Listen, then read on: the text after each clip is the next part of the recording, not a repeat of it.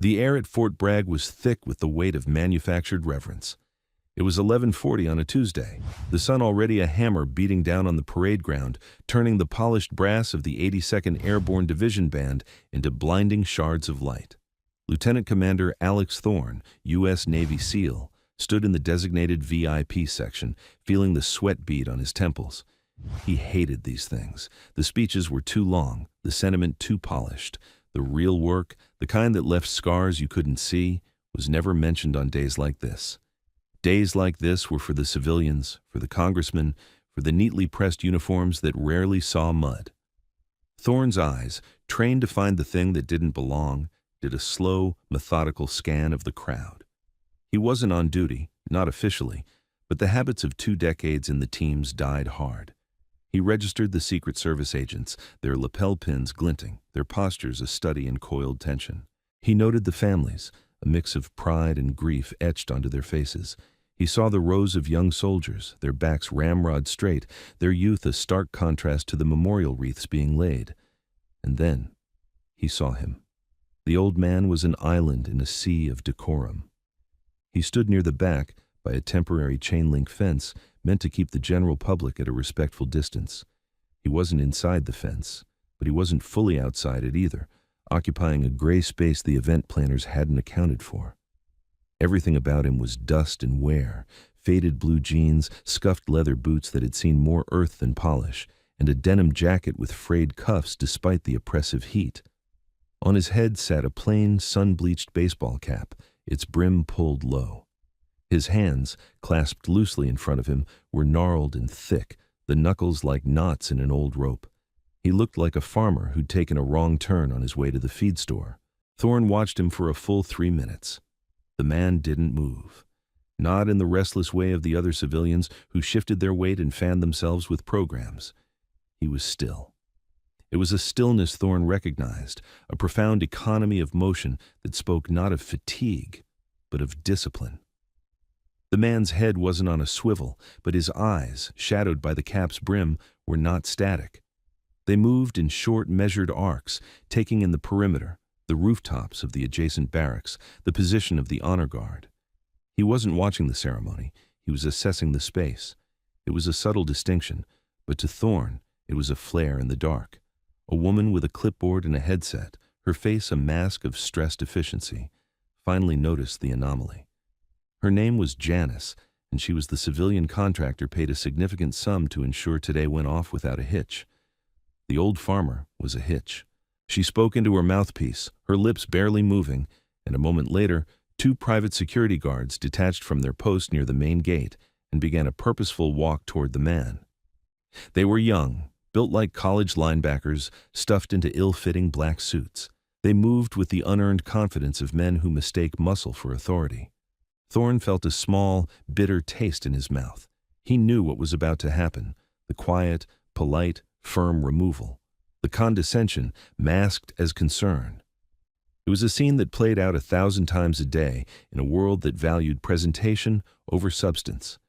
The old man would be deemed a nuisance, a confused senior, perhaps a homeless vet who'd wandered onto the base. He would be handled.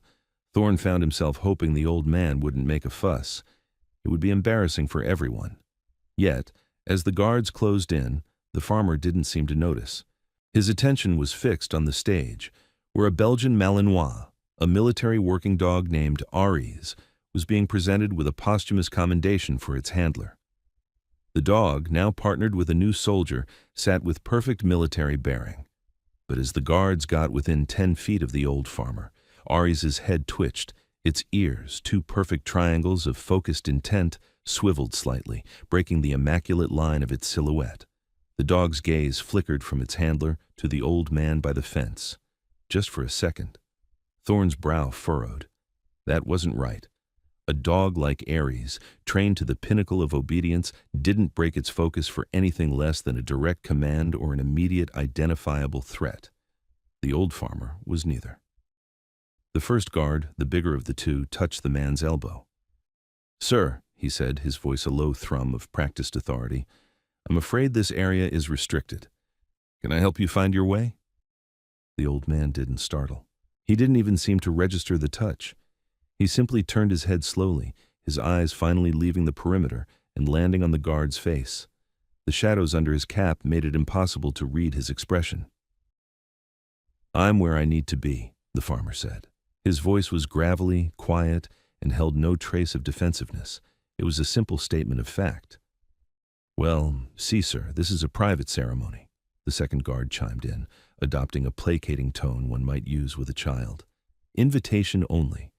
If you don't have a pass, we're going to have to ask you to leave the premises."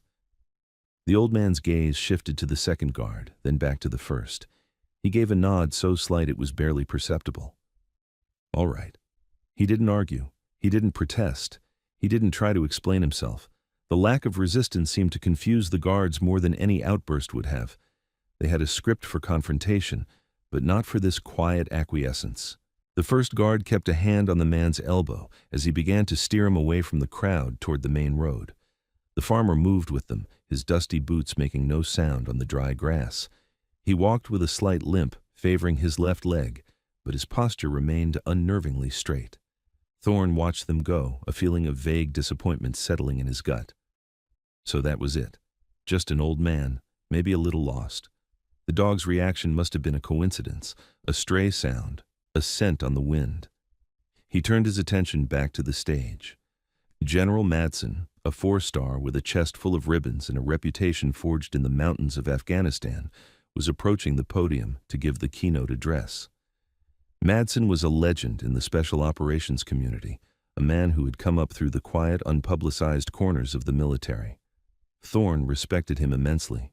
As the two guards and their silent charge passed by the edge of the VIP section, they were no more than 20 feet from Thorne. He could see the old man's face more clearly now. It was a roadmap of a hard life. Deep lines were carved around his eyes and mouth, the skin weathered and tanned like old leather. But the eyes themselves, they were a pale, washed-out blue, and they held a calmness that was utterly at odds with the situation. They weren't angry or scared or confused.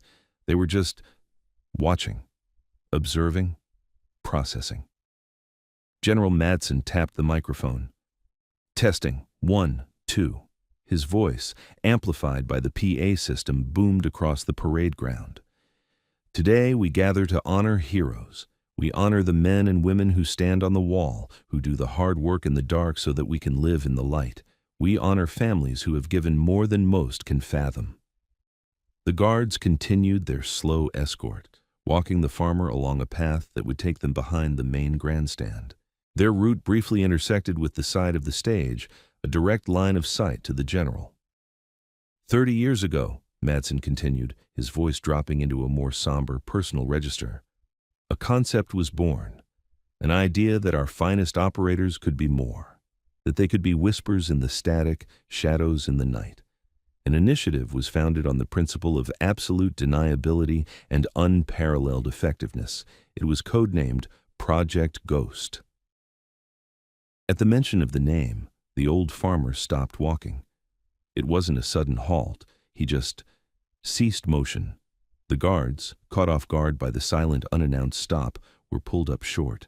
The first guard tightened his grip on the man's elbow. "Sir, we need to keep moving." The old man paid him no mind. His head was tilted, his attention locked on the general.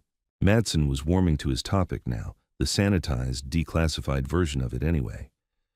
The men of Ghost were the tip of the spear. They didn't exist. They had no names, no files that could be easily accessed. They answered to a select few, and their successes were buried in classified annexes to reports no one would ever read. They were, and are, the silent guardians of this nation. The farmer's lips parted. He said 2 words. He didn't shout them. He didn't even raise his voice. He spoke them at a conversational volume, a low rasp that should have been swallowed by the general's amplified speech. Ghost 5. The sound was nothing, a puff of air. But to Thorne, standing 20 feet away, it was a shaped charge going off in the quiet of his mind. It wasn't just the words, it was the cadence, the flat declarative tone. It wasn't a question, it wasn't a statement, it was a key turning a lock. And on the stage, General Madsen froze. It was not a subtle pause. He stopped mid-syllable, his mouth slightly open. The teleprompter screen in front of him continued to scroll, but his eyes were no longer reading it. His gaze snapped from the crowd and shot, with unerring magnetic precision, to the spot where the old farmer stood with his two bewildered escorts. The general's face, which a moment before had been the public mask of a four-star officer, transformed. The practiced warmth vanished, replaced by a look of profound, absolute shock. His eyes widened, his posture stiffened, and for a solid 3 seconds that stretched into an eternity, the only sound on the parade ground was the gentle breeze rattling the flagpoles. The security guards were completely lost. "Sir, let's go," the first one repeated, his voice now laced with an edge of frustration. He gave the old man's arm a tug. The farmer didn't budge. His pale blue eyes were locked with the general's. An entire conversation seemed to pass between them in that silent, loaded gaze. Thorne felt the hair on his arms stand up. His training, his instincts, everything he was, screamed at him that he was witnessing something far outside the normal bounds of reality. This was not a confused old man. This was not a security issue. This was something else. Madsen lowered the microphone back into its stand. He did it slowly, deliberately, as if any sudden movement might shatter the fragile moment. He took a step back from the podium, his eyes never leaving the farmer. He gave a curt, almost imperceptible shake of his head to his aide-de-camp, who had started to move toward him with a look of concern. Then, with a purpose that silenced the murmuring in the crowd, General Madsen walked to the edge of the stage, down the short flight of steps and onto the grass. He didn't run. He walked with a measured, deliberate pace, his own formidable presence seeming to diminish with every step he took toward the farmer. The two security guards saw a four-star general heading directly for them and their problematic old man, and their composure finally cracked. They let go of the farmer's arm as if it were red hot, stepping back and creating a small, empty circle around him. Their faces were a comical mixture of fear and confusion. The event coordinator, Janice, was speaking frantically into her headset, her eyes wide with panic. The entire ceremony had ground to a halt. Hundreds of people were now watching this bizarre, silent drama unfold. Thorne was no longer a passive observer. He had his secure tablet out, the one he used for mission planning and classified communications. His thumbprint unlocked the screen, and he began typing, his fingers flying across the virtual keyboard. He started with what he knew. Project Ghost. Access was restricted, as he expected. He entered his own credentials, leveraging his Tier 1 clearance. The system churned for a moment, then granted him access to a heavily redacted landing page.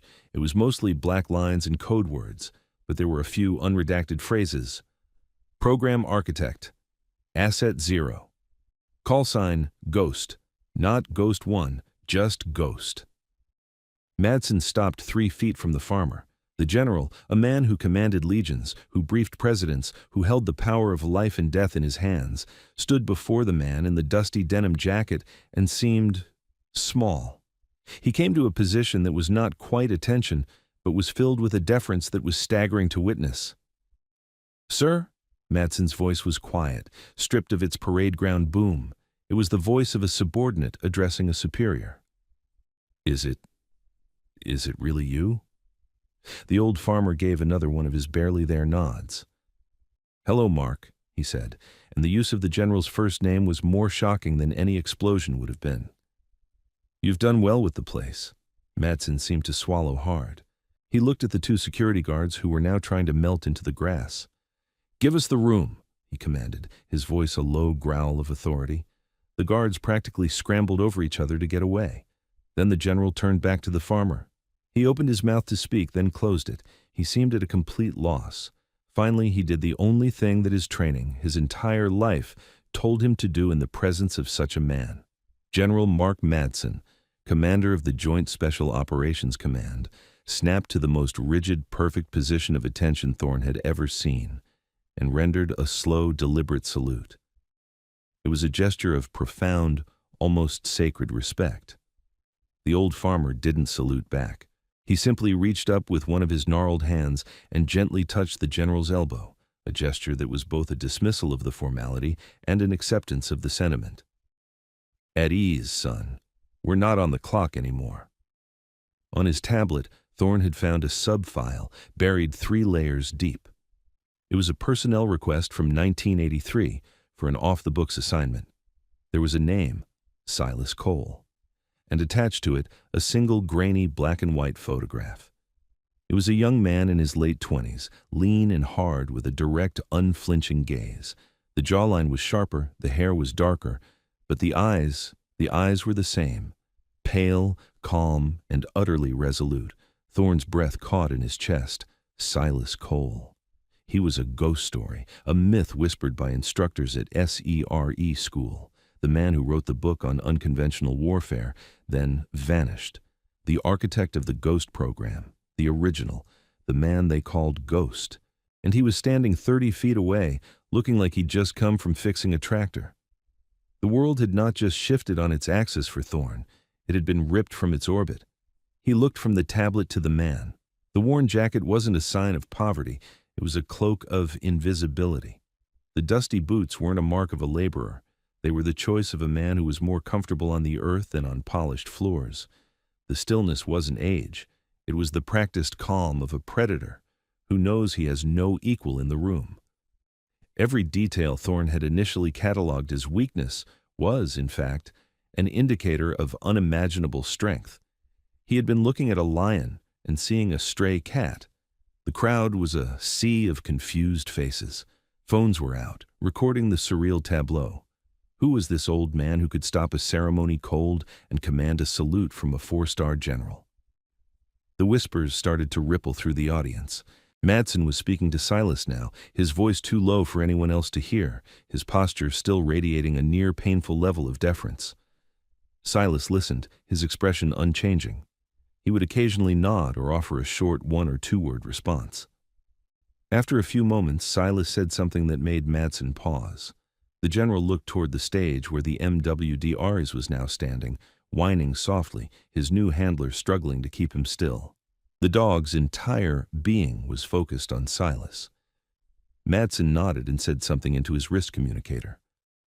A moment later, a young sergeant came jogging over to the handler and took the dog's leash. He led Aries down the steps and directly to where Silas and the general stood. As the dog approached, its tail gave a single, tentative wag. It stopped a few feet from Silas, its body quivering with a strange energy. Not aggression, not fear, but a kind of profound recognition. Silas knelt down, his bad leg protesting with a slight groan. He didn't extend his hand. He just stayed there, quiet and still, at the dog's level. "Aries," he said. The name was a soft rumble. "Stand easy." The dog, a creature of pure, high-octane energy, bred for explosive action, immediately relaxed. It sat, its posture perfect, and let out a soft whine. Silas reached out and ran his rough hand over the dog's head, scratching behind its ears. The animal leaned into his touch, its eyes closing in contentment. It was a moment of absolute peace in the middle of chaos. The handler looked on, his mouth agape. He had been working with that dog for 6 months, and had never seen it so calm, so instantly compliant with a stranger. "He's good stock," Silas said to Madsen without looking up from the dog. "Good lines. You're breeding them well." "We used your protocols, sir," Madsen replied, his voice thick with emotion. "The ones you laid out in the original directive, the ECHO program." Silas nodded, giving the dog one last pat before slowly rising to his feet. Good. It was a good program. He looked around, at the crowd, at the half-finished ceremony, the disruption he had inadvertently caused. A flicker of something, annoyance maybe, or regret, crossed his face. "I didn't mean to make a scene, Mark. I just came to see the boy." "The boy?" Madsen asked, confused. "My grandson," Silas clarified. "Specialist Miller. He's receiving a Bronze Star today." He gestured vaguely toward the rows of seated soldiers. "Kid doesn't even know I'm here. His mother would kill me if she knew I came. Said I wasn't to meddle." Madsen's face registered a new level of shock. He knew every award recipient by name. Specialist Samuel Miller, a young E4 from the 75th Ranger Regiment, cited for bravery during an ambush in Syria. He had no idea the boy was the grandson of the man who had, for all intents and purposes, created the world he now commanded. The lineage was staggering. "Sir," Matson said, his voice urgent. "We'll bring him to you. We can restart the ceremony. You should be up here." He gestured toward the stage. "You should be the one pinning that medal on him." Silas held up a hand, stopping him. "No," he said, the word quiet but absolute. "That's not my place, not anymore. This is his day, his glory, not mine." He looked out at the parade ground, his eyes scanning the faces, the flags, the monuments. "I'm just a farmer now. It's better that way." The finality in his tone was unmistakable. He was not asking, he was stating a fact of the universe. He turned to leave, his purpose for being there apparently fulfilled. "Sir, wait," Matson pleaded. "Let me get you a car, an escort back to the gate at least. It's the least we can do." Silas shook his head. "My truck is fine. It's seen worse roads than this." He started walking, his limp a little more pronounced now. He moved not toward the VIP parking, but toward the dusty overflow lot on the far side of the field, where contractors and service vehicles were parked. He was heading back to the periphery, back to the invisibility he had so carefully cultivated. Thorne watched him go. He felt an overwhelming urge to go and speak to him, to say, "What? Thank you? I understand." He knew how hollow the words would sound. Men like Silas Cole didn't operate on thanks. They operated on principles, on a code that was written in blood and silence. To approach him would be a violation of that code, so Thorne just stood and watched. General Matson didn't follow. He stood ramrod straight, watching Silas's retreating back, his hand held in a salute that he didn't lower until the old man had disappeared behind a row of bleachers. The ceremony was ruined. The schedule was a disaster. Janice, the event coordinator, was probably having an aneurysm, but no one cared. Everyone on that field, from the lowest private to the general himself, knew they had just witnessed something sacred. A ghost had walked among them in the daylight, and the world was different for it. Thorne lowered his tablet. He saw the file for Silas Cole, the grainy photo of the young man with the old eyes. He hit the command to close the file, and the screen went blank. The legend was gone, back to being a myth. A few minutes later, Thorne saw it. A beat-up late 80s Ford F-15. Its paint faded to a dull, indeterminate blue, kicked up a cloud of red Carolina dust as it pulled out of the overflow lot. It rumbled past the main gate, the guards, new ones hastily swapped in, waving it through with looks of awe and terror. The truck didn't speed. It drove at a steady, unhurried pace, eventually turning onto the main highway and merging with the civilian traffic, becoming just another vehicle on just another Tuesday. The old farmer was gone.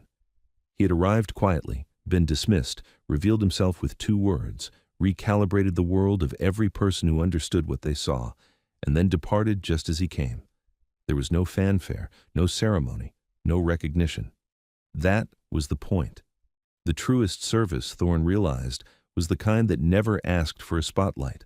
It was the kind that wore a frayed denim jacket and dusty boots, the kind that was content to be a ghost, watching over the world it had helped to build, asking for nothing in return. The PA system crackled back to life. A flustered aide announced a brief 15-minute pause in the proceedings. But the spell was broken. No one was paying attention to the stage anymore. They were all looking toward the gate, toward the empty road where a legend had just vanished back into the heartland of the country he had so quietly and so completely served. Thorne stood there for a long time, the sun beating down on his head, the aborted ceremony a meaningless noise in the background. He was thinking about the nature of strength and how it was so often found in the quietest corners, in the men the world had trained itself not to see. He was thinking about a farmer in an old blue truck driving down a long country road, a ghost heading home,